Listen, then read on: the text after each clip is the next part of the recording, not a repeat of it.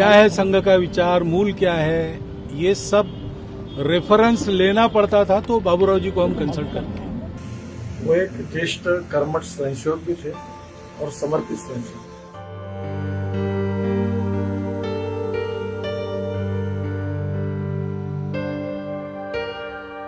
व्रती स्वयंसेवक, चिंतक, विचारक, लेखक, हिंदुत्व के भाष्यकार, वरिष्ठ पत्रकार जैसे अनेक तत्वों के एक साथ मिल जाने से जो व्यक्तित्व हमारे सामने आता है वो है श्रद्धेय माधव गोविंद उपाख्याय बाबूराव जी वैद्य,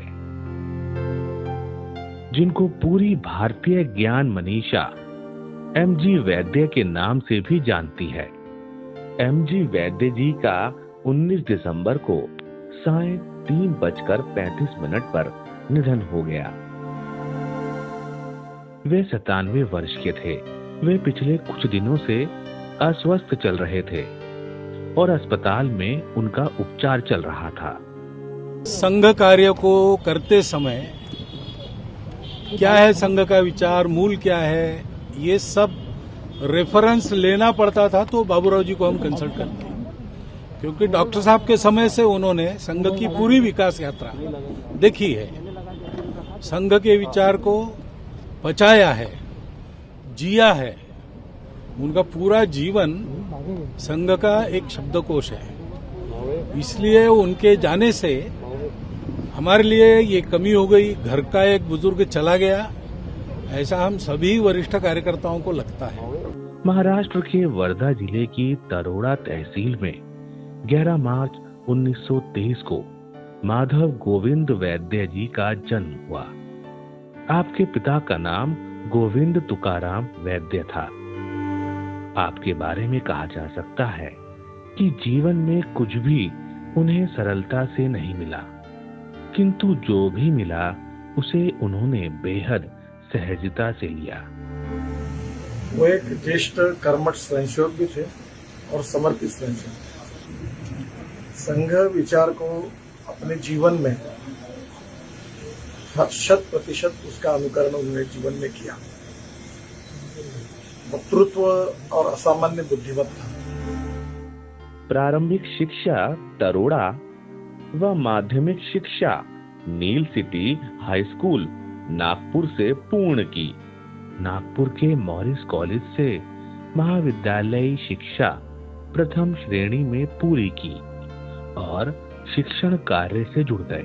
संस्कृत के ख्यात शिक्षक जो अनूठी शिक्षण शैली और विषय पर पकड़ के कारण न केवल छात्रों अपितु विरोधी विचारधारा के लोगों में भी लोकप्रिय रहे।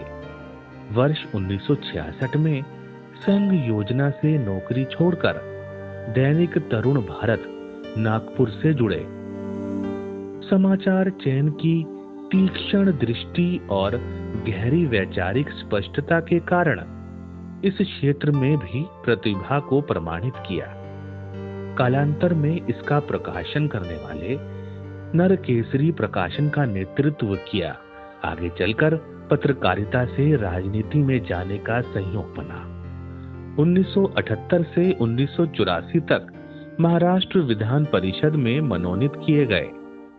राष्ट्रीय स्वयंसेवक संघ में अखिल भारतीय बौद्धिक प्रमुख, अखिल भारतीय प्रचार प्रमुख, अखिल भारतीय प्रवक्ता और वर्ष 2008 तक अखिल भारतीय कार्यकारी मंडल के निमंत्रित सदस्य रहे।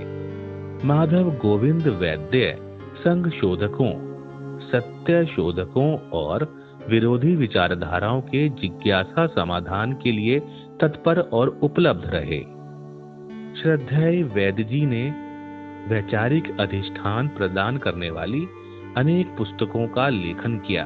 उन्हें महाराष्ट्र सरकार का महाकवि कालिदास संस्कृत साधना पुरस्कार, राष्ट्र संत तुकडोजी महाराज नागपुर विश्वविद्यालय का राष्ट्र संत तुकडोजी जीवन गौरव पुरस्कार सहित दर्जन भर पुरस्कारों से सम्मानित किया गया था।